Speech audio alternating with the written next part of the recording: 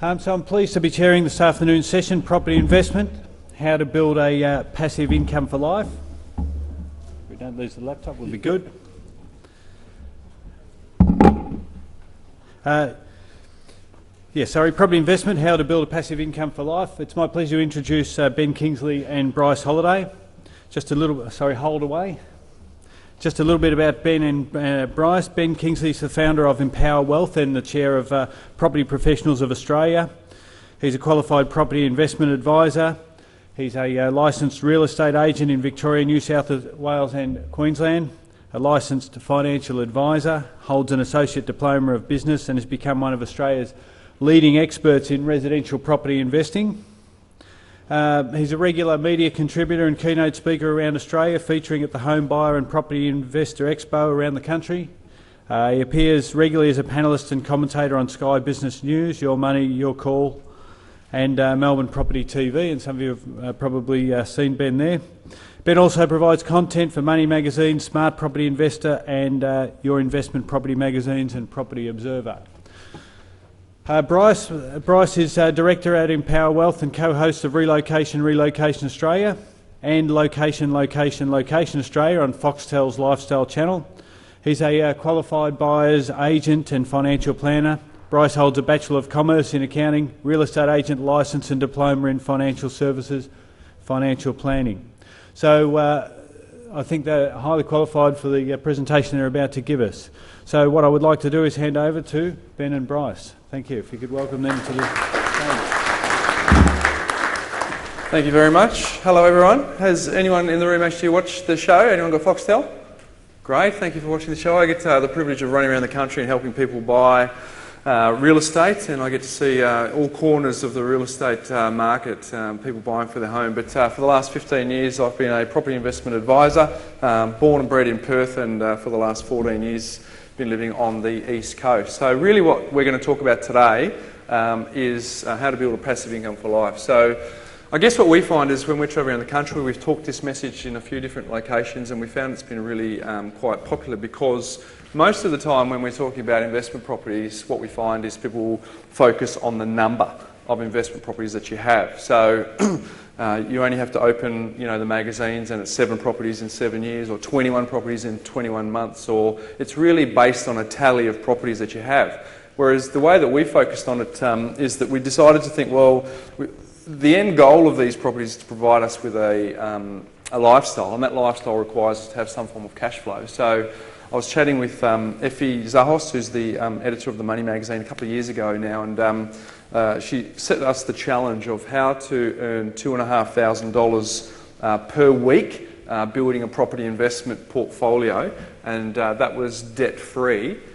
So we were set that challenge, and we were happy to take that on. And I must say that $2,500 a week was a very tall challenge. It's not something that we took lightly, but we did it for 3 different scenarios. It was a single 28-year-old female, a mid-30s couple with 2 younger children, and a mid-40s couple with 2 older children who'd never invested in property before, and what they would need to do to actually be able to build a passive income, retiring all of their debt, as well as buying good investment-grade assets. So I'm happy to say that the first scenario, they needed 1 principal place of residence and 3 investment properties. In the second scenario, they needed their principal place of residence and 3 investment properties. And in the third scenario, where they're in their mid-40s and time was a bit of an enemy to them, they actually needed 5 investment properties plus the principal place of residence. So we find that very encouraging. When we're talking to clients, they find that very encouraging, that you don't actually need multiple properties. There are people who have very strong ambitions to do that, but the fact remains that you can actually buy investment properties in this country, and it's maybe as little as 3, and create a very good passive income. One of the things that we've learnt from doing the presentation around the country over the last sort of 18 months is that to show people how we actually do that, how we actually do build the that $2,500 scenario. So Ben's going to come up after me, and we're actually going to do a live demonstration and show you exactly how we do that, exactly how we arrive at the dollars, exactly how we arrive at the yields, so that you can actually see that live, which I think is really quite good. So what we're going to chat about today is just have a quick chat about how many investors there actually are in this country, who has multiple properties. I think that might surprise you, and where they actually do buy those investment properties.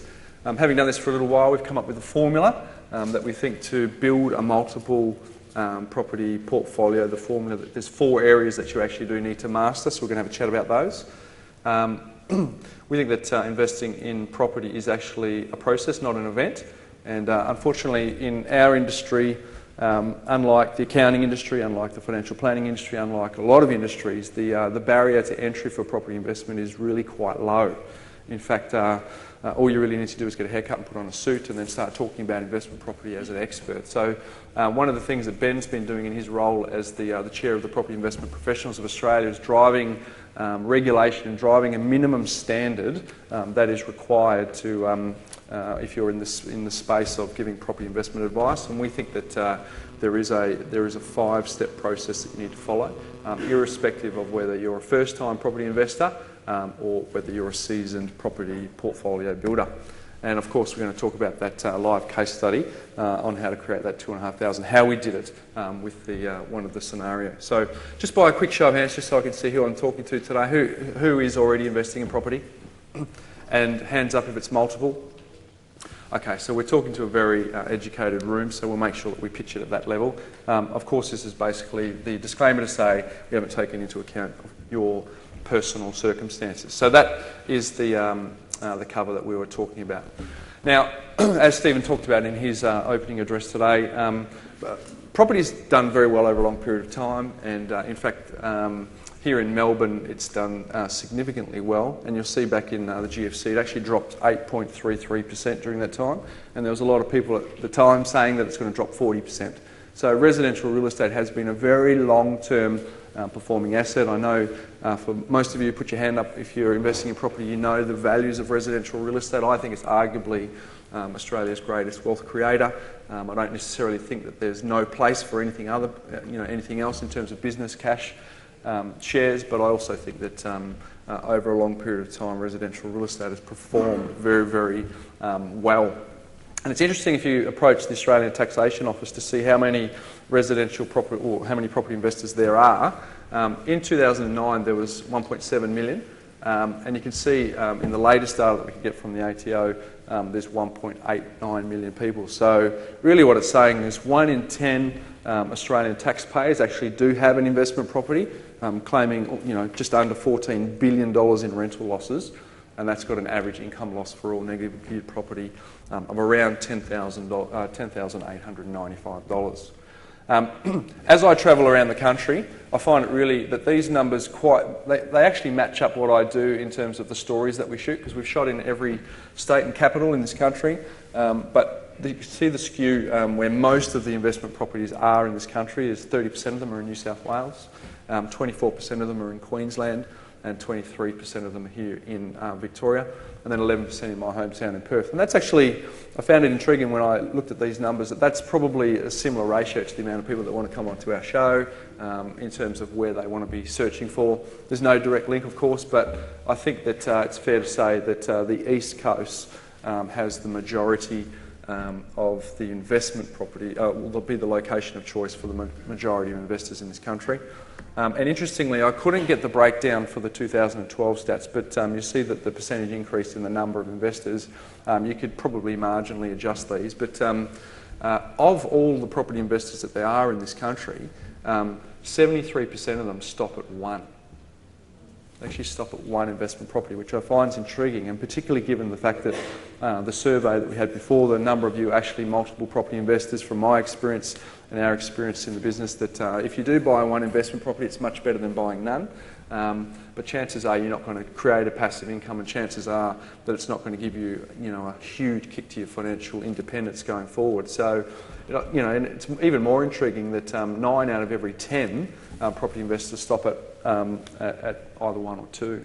So why is that? I don't know the answer, but maybe because getting the first one right is quite hard to do, or maybe because there's a fear around debt as well. So once you think you've got one, that's actually quite a steep learning curve for a lot of people. But at this point, the question is, why do only 1 out of every 10 people actually buy 3 or more? And I think that really comes down to probably the property investment industry being a little bit difficult to navigate on your own. It's largely driven by do-it-yourselfers. Of course, people who are in a privileged position where they can have their accountant advise them, but a lot of people do go it alone, and I think with varying degrees of advice that comes with that.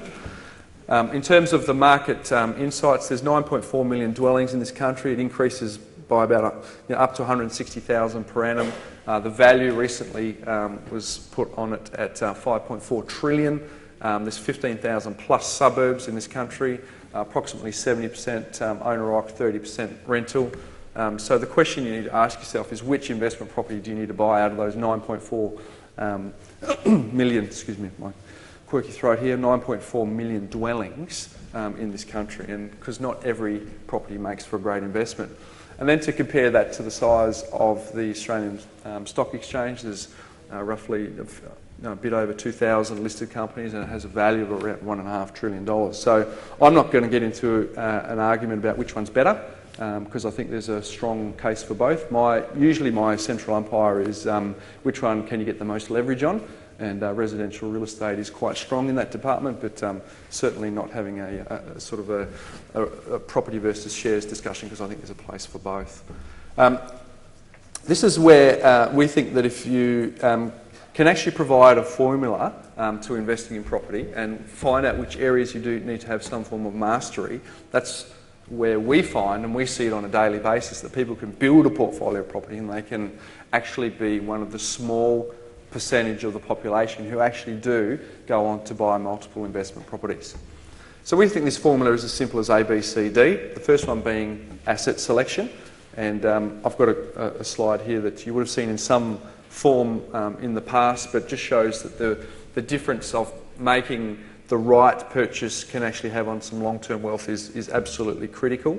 The second form or area that you need to master is that of borrowing power, and certainly understanding that there's multiple parts to this particular discipline, and I'll go through that in a bit more detail shortly, but certainly much more than interest rates and establishment costs.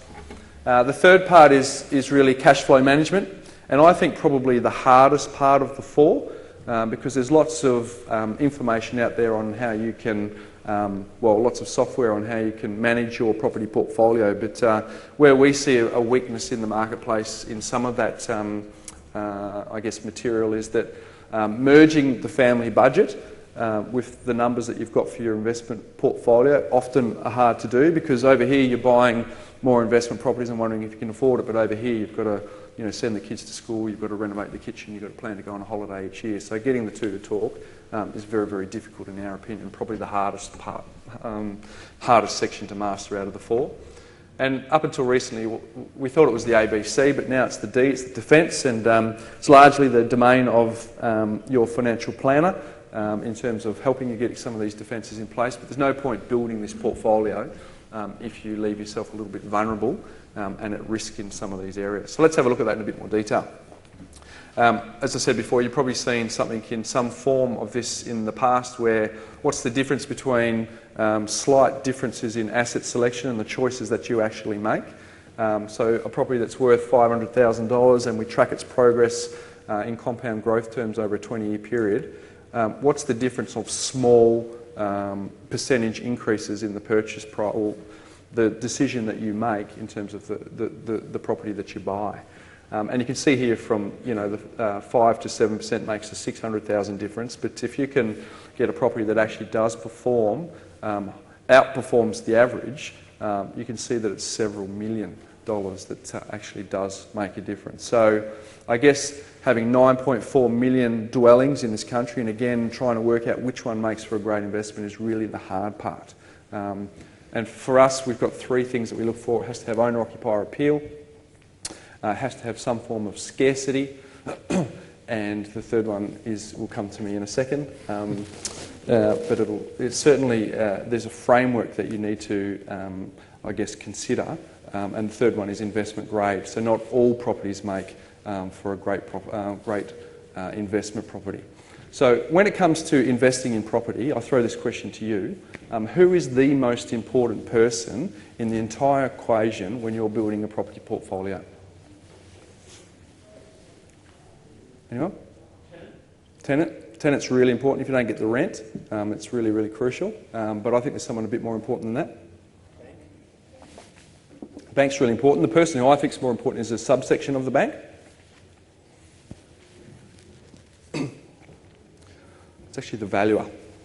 Because if you've got a buy and hold strategy, basically what you need to do is get the bank to come back and revalue your properties higher so that you can leverage against that to buy your next property or do whatever you want to do with it. So effectively, if you're buying properties that don't have owner-occupier appeal, in my view, that's going to set you back.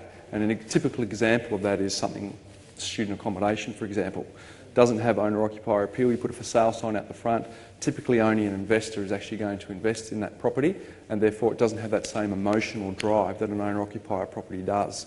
And I'm going to auction this Saturday for a property that we've got to buy for a client on the show, and my job there is to try and professionally intimidate as many people as possible from bidding against me on the day. I bring 2 cameras with me, which usually helps a little bit, but but if they're not around, my job is to try and give the person who's up against me every indication that I'm going to buy this property no matter what. And given that I'm not using my own money, I don't have the same emotion involved in it, I've bidded hundreds of auctions before, I can actually be quite successful, you know, against 99 out of 100 people. But really what I want is, every now and then someone will come along and no matter what I do, they're going to outbid me. Because I do have a limit, despite the fact that my job is to try and convince everyone that I don't.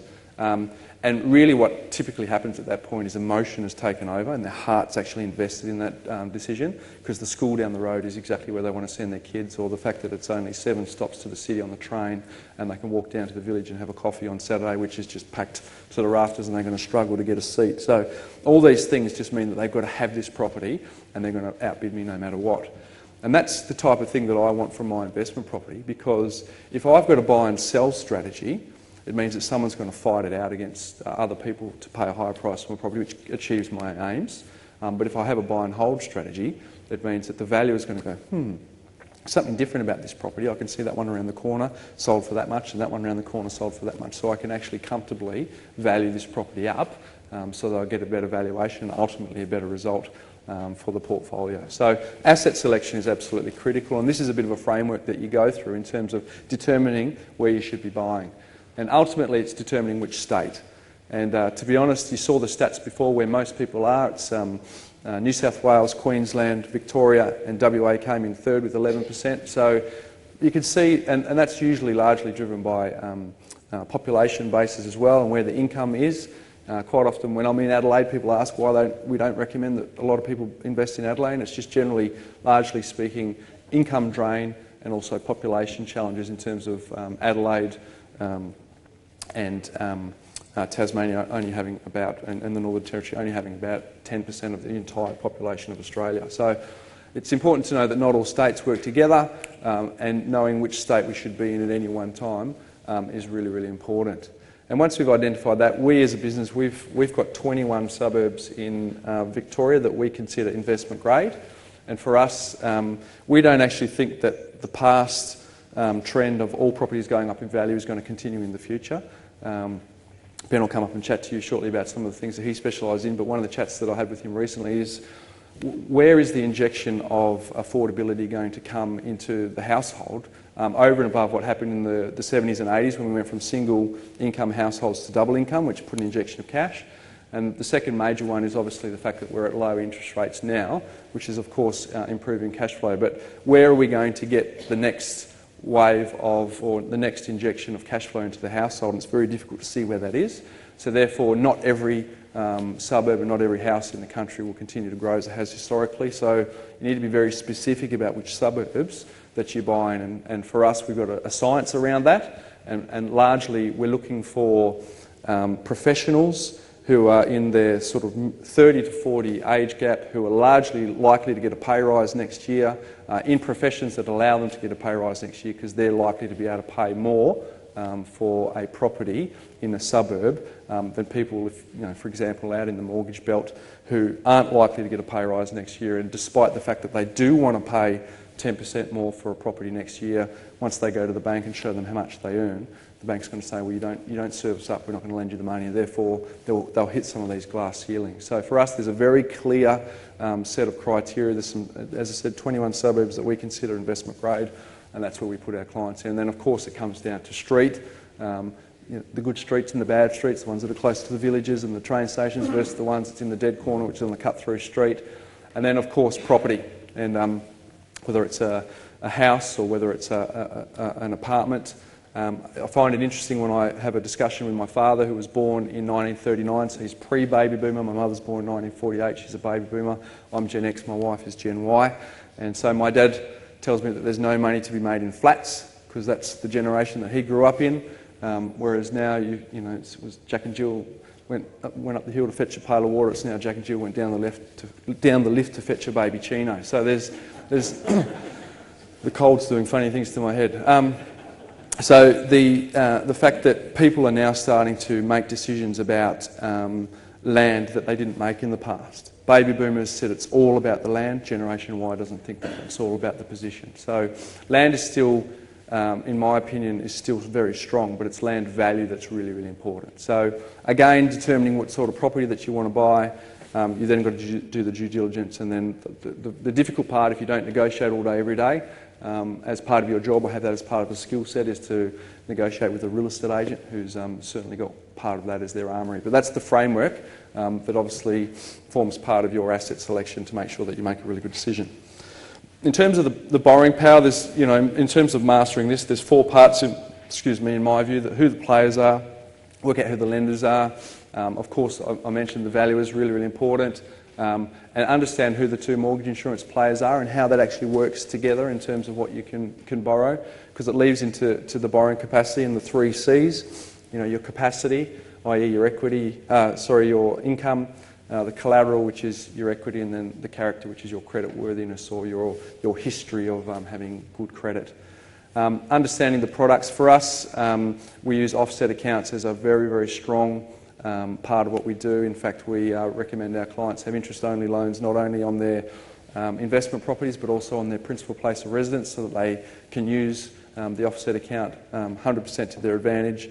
And then the last part there is the loan structure, which is the standalone loans versus having them cross-securitized, and the difference between those is really, really crucial and really, really important. And for people who actually do want to build multiple properties into their portfolio, understanding the difference between standalone and cross-securitisation is only everything. And the last bit is ownership name. We're seeing a lot of people buy properties in their self-managed super fund and needing to understand how that works, and it's probably something that you guys do very, very regularly with your clients. But for whether it's in their own name, whether it's in a trust, or whether they're doing it under a self-managed super fund, all has different ways that you need to understand this discipline of borrowing power. The third part is cash flow management, as I mentioned before, and then it's kind of understanding the flow of money within the household. And Michael, who's going to come up with Ben shortly, when I first met him, he just said to me, "Look, budgets don't work." And I said, "What do you mean budgets don't work?" And he goes, "They just don't work, because we write them at the beginning of the month, we put them in the drawer for the month, and then at the end of the month we look and we reconcile and we go, where did the money go?" And so he says, without a system that supports your budget, it's largely irrelevant. And I think that's a really important distinction too, because here we can see that below the green line is really where a lot of the discretionary spending is actually done, and that's where a lot of the waste is done. So part of the cash flow management is in two phases: understanding how the cash flow goes underneath your roof so that you can trap any surplus and use that surplus to actually invest in whatever your preference is. And obviously property is a strong preference for you based on your attendance today, but without getting this under control, really that's the tough part. And so that's the first part. And the second part of it is then being able to simulate the purchases, your life, all of this, the fact that you want to buy some investment properties and interest rates at different levels, and also real life events, childcare, renovating the kitchen, going on a holiday, all that sort of stuff. And that's really what we're going to do in Ben's session. He's going to show you how that all comes together live, and throw it over to you to see if you have any questions around that as well. So here's some of the things that we go into when we're trying to understand what it is that we need to unpack in helping someone build a plan. And I guess in the financial planning industry, they have the full statement of advice. Ben's leading the charge through his role as the chair of Property Investment Professionals of Australia, have a form of statement of advice that relates to property as well. And these are some of the variables that we actually go through to achieve that. The last part is the defence, and really there's three things that we need to consider here as part of the defence. We need to protect our assets, and so typically this is in the form of, whether it's building insurance or whether it's landlord's protection insurance, so that you can protect that side of the portfolio. The other thing that we need to defend is your income. So again, this is the domain of a financial planner, so I'm just being very sort of general, but some form of income protection insurance to make sure that should something happen to that, you're covered. And then the third part of that is really protecting your lifestyle and defending that, and again through trauma or TPD or whatever it is that is important to you, to make sure that you've gone to the trouble of choosing the right assets, you've understood the borrowing side of things and made sure that you see borrowing like a game of chess, thinking sort of in a game of chess you think 2 or 3 moves in advance. Well, building a portfolio is the same. You've got to think 2 or 3 loans in advance and structure it up in a certain way. The cash flow management is making sure that you get the budget and the properties and everything to talk to make sure that the money's still there at the end. And here we've got to make sure that we cover, once we've gone to the effort of building all that, we've actually covered or defended all of the things that are really, really important. So that's the formula. Here's the 5-step process that we go through. And it doesn't matter if you're a first-time investor or you've got 10 investment properties, it's the same thing. Number one, we've got to clarify where you're at. It's a snapshot in time of where you're currently seated so that we can see what it looks like for you and set some short, medium and long-term goals as to what you want to achieve. Doesn't matter where you are, that's the first step. The second one is to evaluate. So I liken it to going to a doctor. The first thing the doctor does is he asks you what your symptoms are and you explain them to him. And then evaluate. The doctor says, from all of my years of experience and everything that I've done in the past, based on what you're telling me and what I can see, this is the recommendation that I'm thinking that I would need to make. And then the third step is the plan, and build that plan. And for us, it's a robust, numbers-driven plan, so someone actually knows what that looks like in terms of a blueprint. So again, the doctor would say, you need to go and exercise more, you need to make sure you don't drink as much red wine, you need to go and use this script, whatever it is that they've suggested, from them clarifying what's going on for you, evaluating from their experience and then giving you a plan of what you need to do. The fourth thing is when you get that from the doctor, whatever their advice is, you've then got to go and implement it. You've got to go to the chemist, you've got to walk the dog, you've got to buy 3 bottles of red instead of 6, whatever it is for you, you've still got to implement what it is that plan is. And then the last thing is the manage. You go back to the doctor and you say, these are the things that you asked me to do, these are the things that I actually did, how are we actually tracking?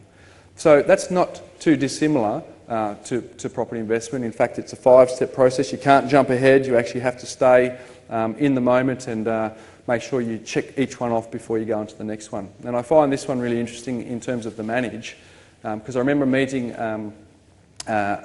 she was an air hostess, worked at Qantas. It was back in 2010 when I first met her. She said that she bought an investment property back in 2002.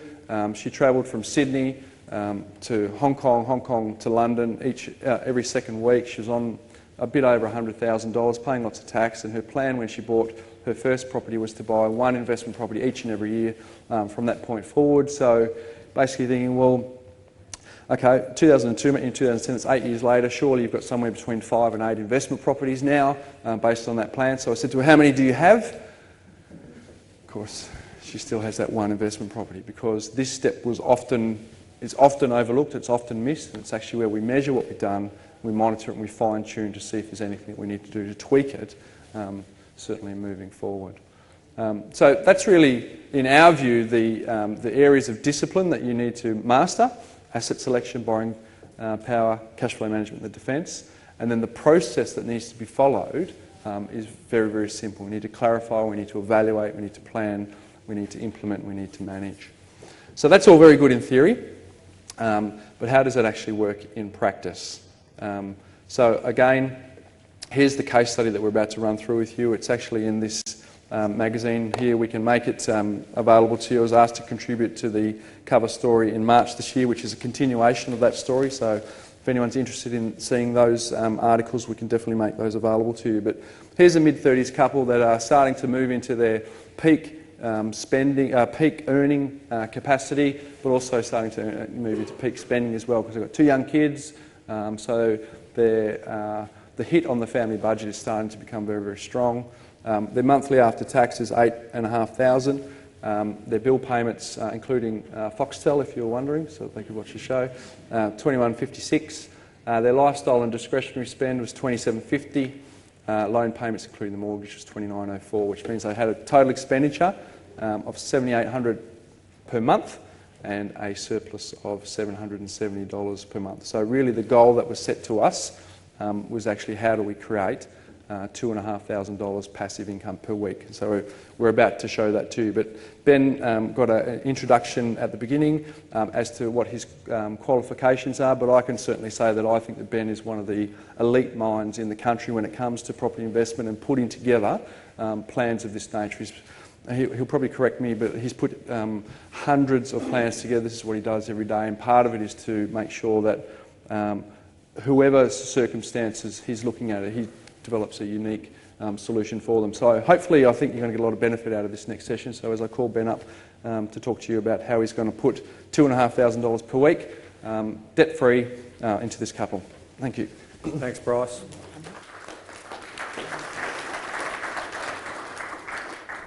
Thank you for choosing our session. My goal here today is to understand you and the practice and the work you do in your business. As the chair of the Property Investment Professionals of Australia, I'm forever frustrated about the immaturity of our industry and the amount of people who play in an unregulated marketplace and how they go about earning their income and putting potentially their self-interest before their interest of their clients. Now, in speaking to a professional audience like you guys, this is great for me because I'll actually share with you how we go about doing that, how we go about identifying the opportunity, the potential of our clients, how we clarify and how we evaluate and then how we build this plan. So what you're about to see is work that Michael and myself built over 2.5 years in terms of building out a sophisticated modelling software that allow us to get real-time answers for our clients in terms of what the best direction is for them to move forward. And of course you can feel free to use this in your own personal situation as well. Is that my phone going off? No, that's Bryce. Bryce, your time's up. Okay, so this is where we capture that information. So I'm not going to spend a lot of time in here because we haven't got a lot of time, but it's a fact find, pure and simple. Okay, so we look at spending, we look at income, we look at costs, we look at everything around the current situation, and we get to a summary result. And that summary result tells us what they're spending on certain things. The big ones here, as we look at them.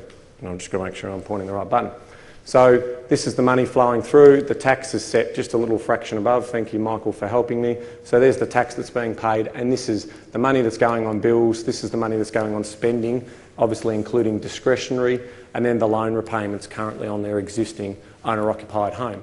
So the bottom line of that is we've got a surplus. Okay, so we've got a surplus, and to make money in property, you've got to spend money. And the reality of why we invest in property is the return that we get. I don't necessarily have a love affair with bricks and mortar because I love property. I have a love affair with the outcome that it can potentially give me and my clients. So we move from this information, and this information then pushes across into our simulation software, which is where Michael's hopefully going now, where we get to, and sorry if we just go back to the main page, Michael. Yep. Sorry, that's my fault. Lost me mouse. So this is the landing page where all that information goes into, and what we show to our clients is three things.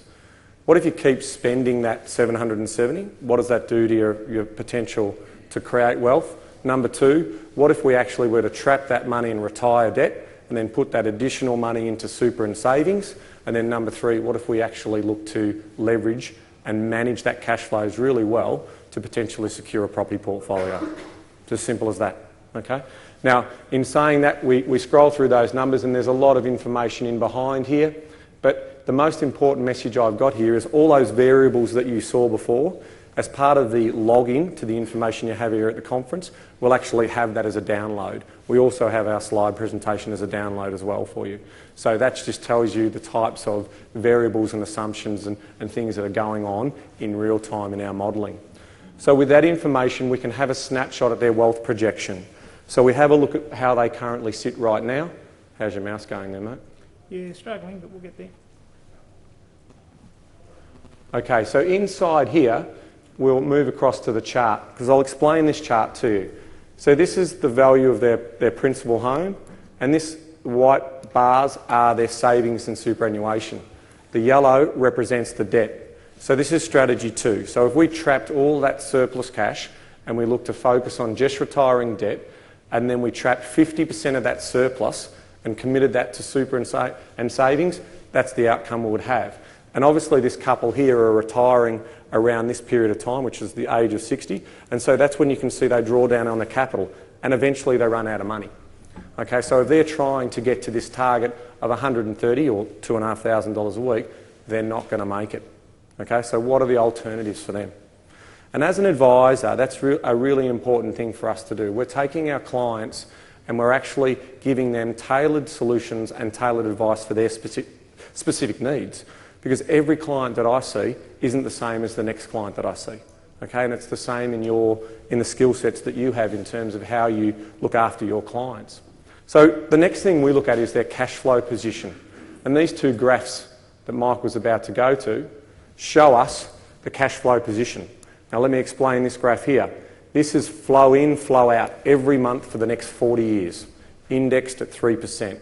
We've got all of our assumptions and so forth, and I'm happy to talk about those assumptions we use because we think it adds value to your practices and business as well.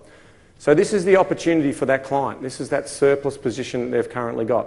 Okay, so my job as the property investment advisor is then to look at what is the best opportunity, what's the right fit for them, what is the value of the property that's best suited for them, and what type of investment returns are we going to get, as opposed to just going off the shelf and picking a product and then saying, here, have this one, and doing exactly the same thing for the next client that walks in the door.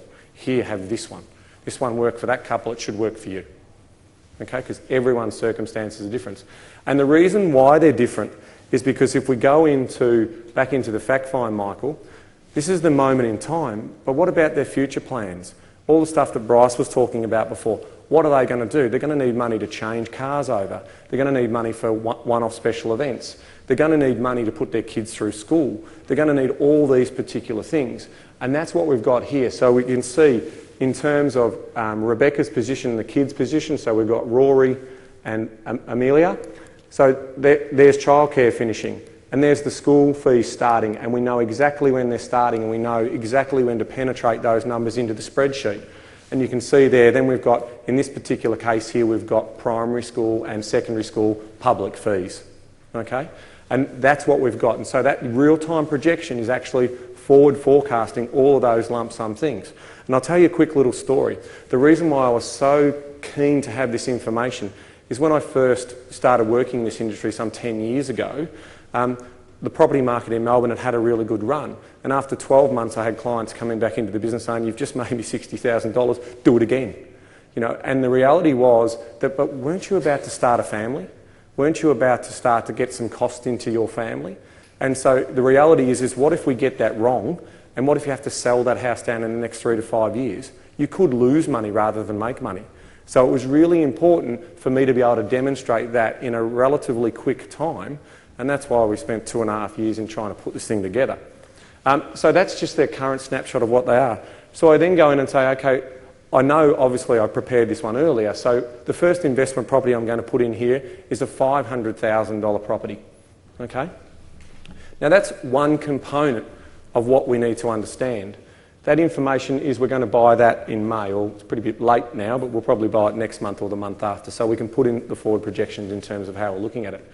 So Michael's going to click this button and it's going to show us in terms of the costs. So it's factoring in 5% for the costs. All the acquisition costs and so forth are all flowing through. And you can see here, it's stepped our spending up, and just behind that, very hard to see for you guys in the back, but there's a green line in behind that as well. Obviously the income's grown because we've got rental income coming in.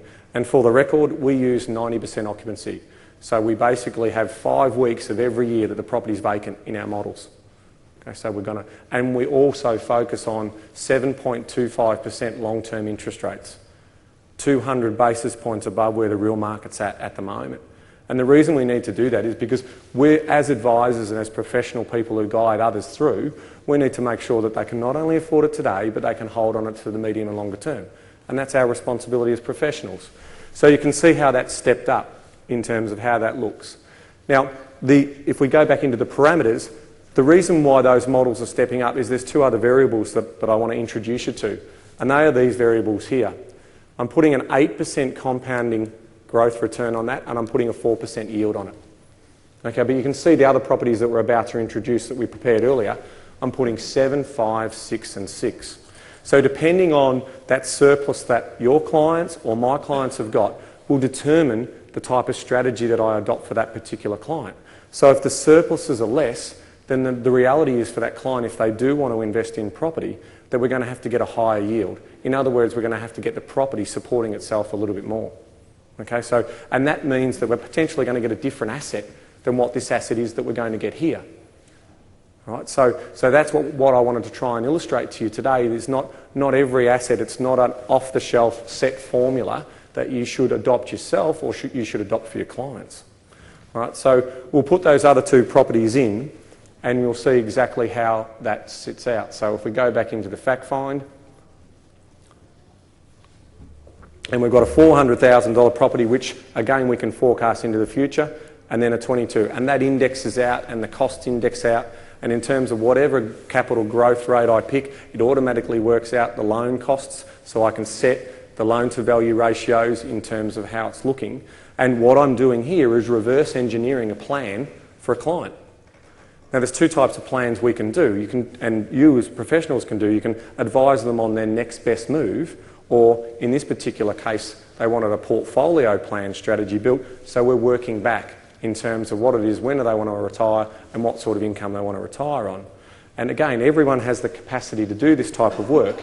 It's just about getting the right tailored solution for your client. So Michael's just stepped those two in, okay? And you can see, I'll explain this is the money in, and obviously this is the cash bucket. So Bryce talked about offset accounts, so this is surplus cash. So this is about controlling your wealth base. So for me, this is really important. Now it gets a little tight in here.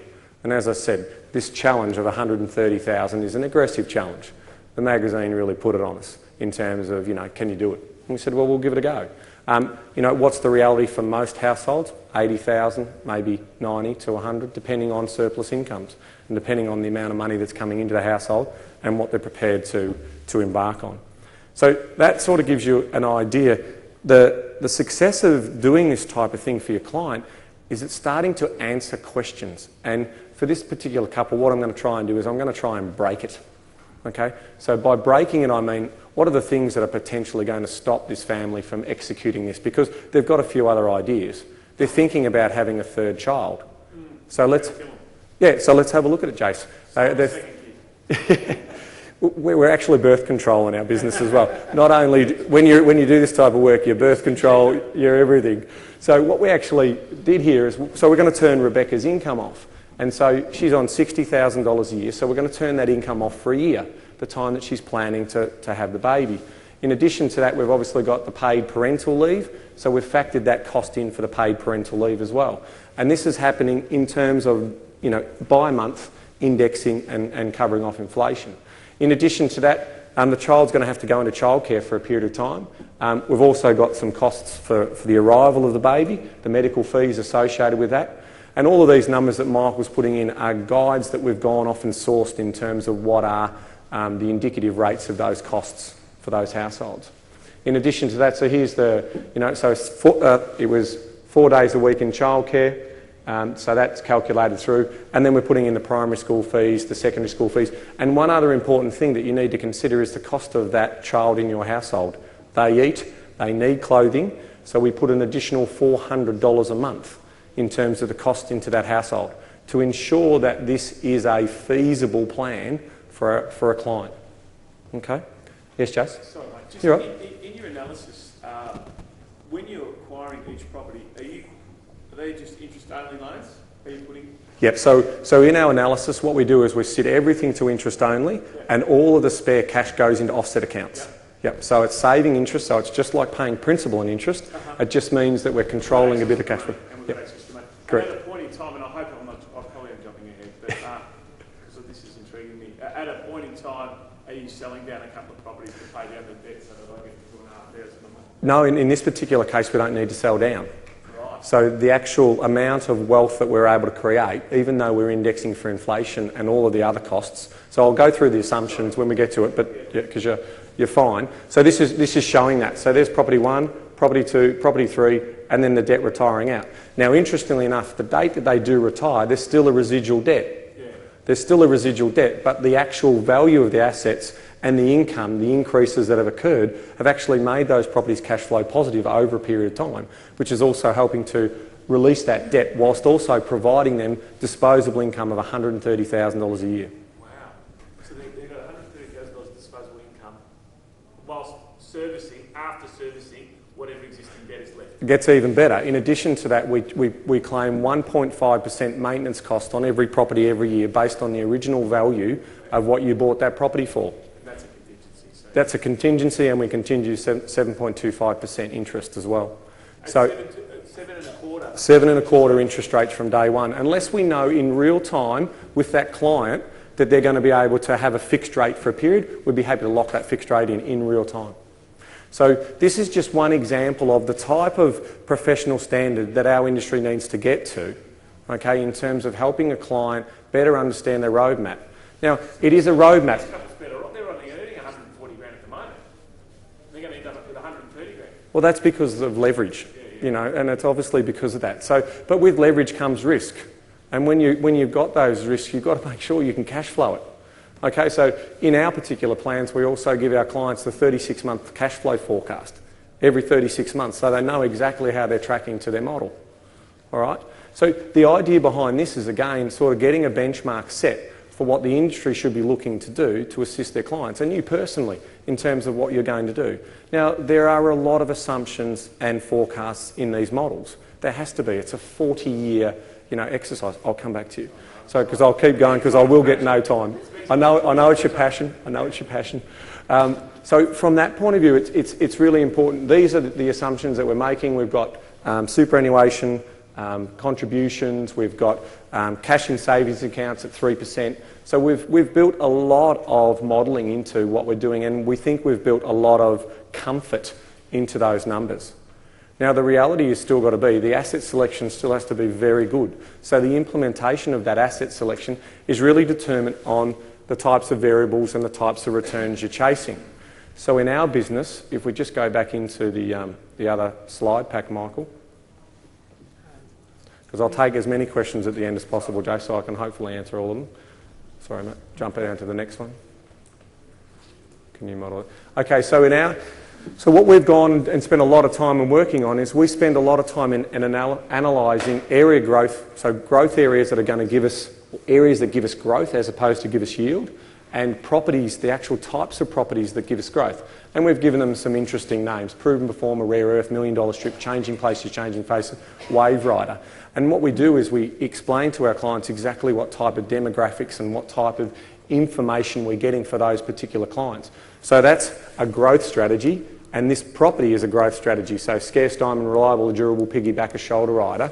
And these are area strategies that deliver us income or higher rental for our property. And that's obviously where we get the 6%, the 5.5%, the 6%, the 6.5%, the 7% yielding suburbs.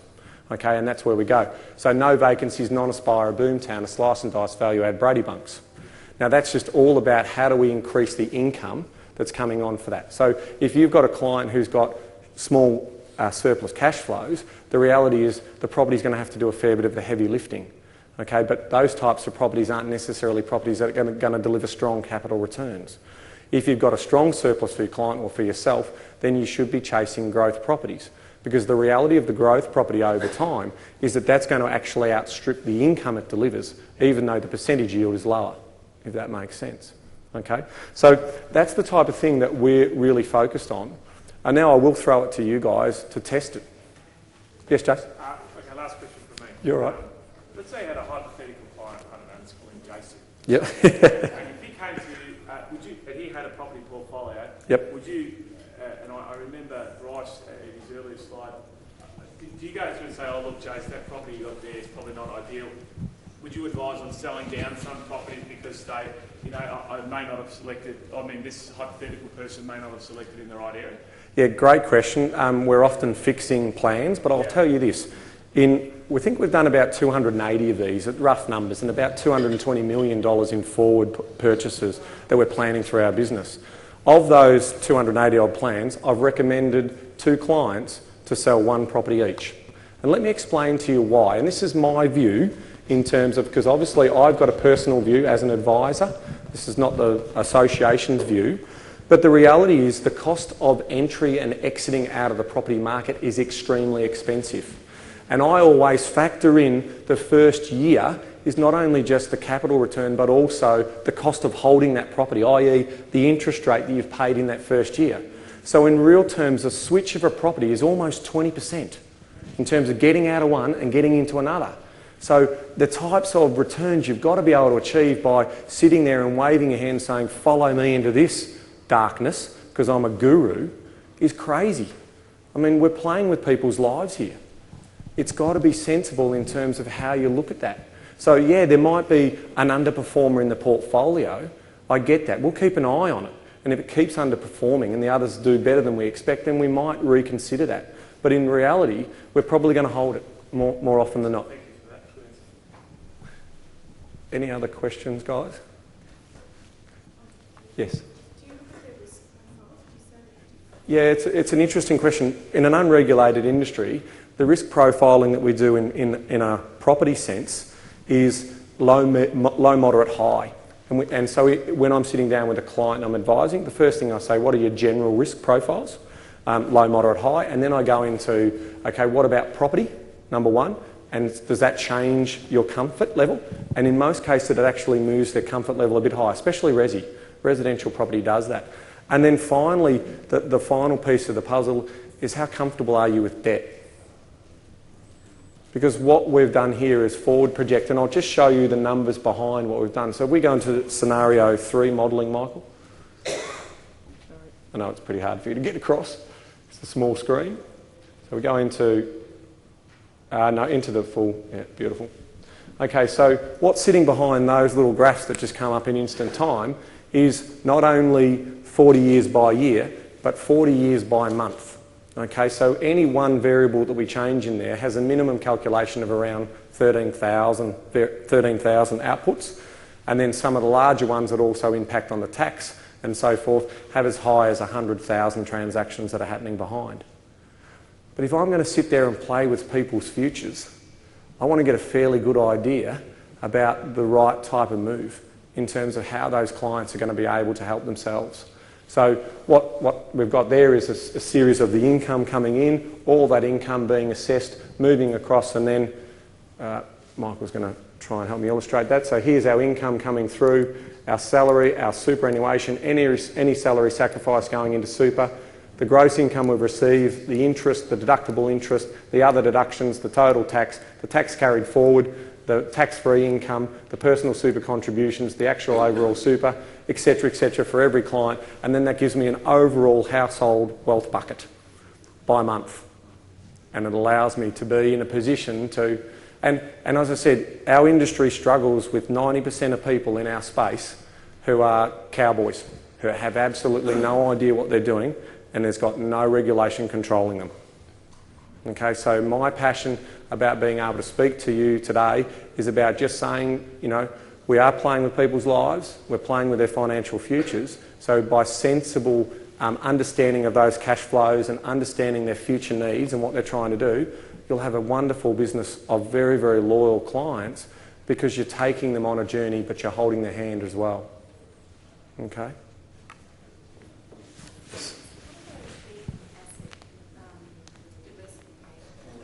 Yeah, great question. Yeah. Obviously in our business we have a financial planning business as well, so I can only talk from my experience. Diversification for our clients as they go through the property side, how they diversify is different states, but they definitely have a weighting in property. They see the results that they're getting. We're not advocating that every client walk in the door and we set up a self-managed super fund, put it in property and do all that. We do none of that. But what we do say is you're definitely going to have a big weighting in property. So your portfolio is going to be heavily overweighted. And how would you minimise those risks or try and mitigate some of those risks? Maybe, properties in Melbourne, Sydney, Brisbane, as an example. Yes, sir.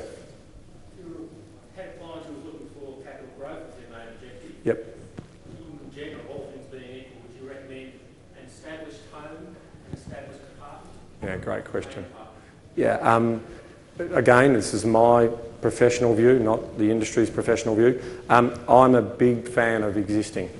I love a market being tested. I love properties being resold and me testing the variables that are associated with that.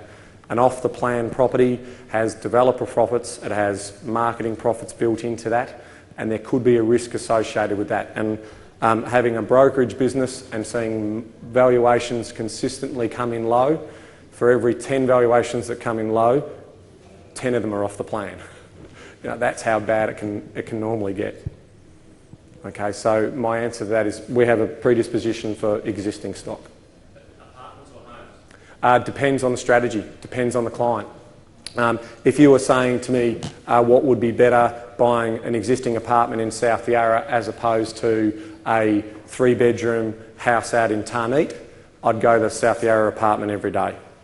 Okay, and the reason why I would go that is because I'm looking for income.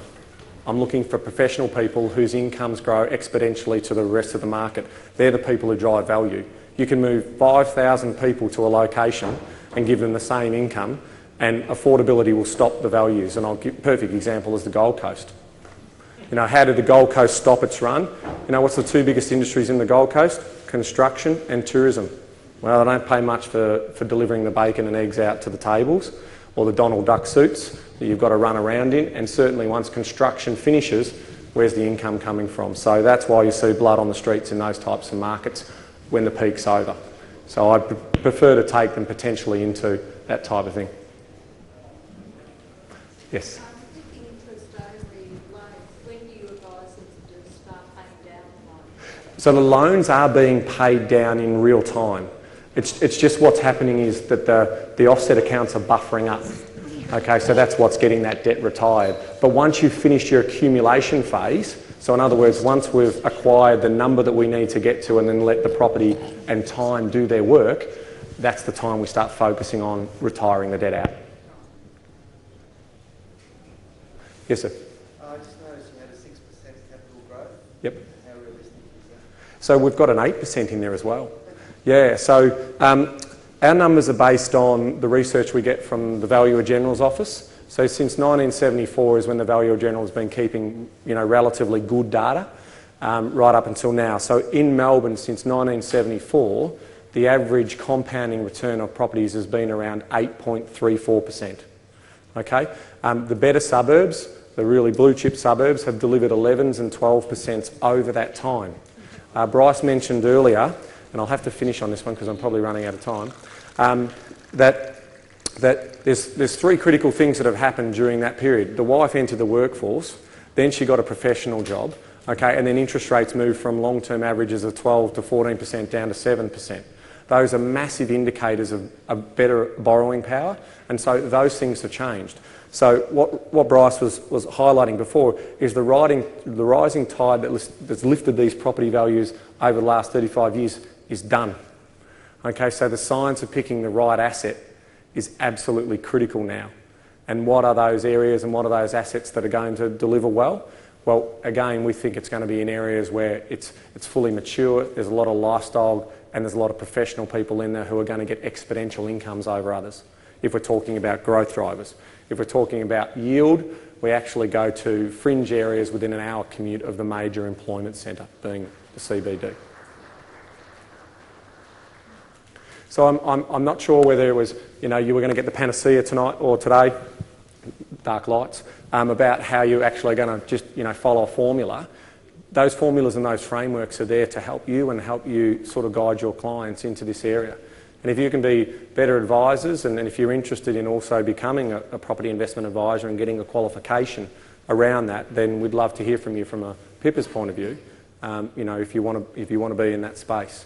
There's definitely a lot of opportunity in that space, and we'd love to see more professional people like yourselves in it, as opposed to someone who's come off the street in a nice suit. Thank you very much for your time. If you want further information or if you want to get those articles downloaded, there's some brochures and information up here in the front. Just pass on your details, and we do appreciate your time. Thank you.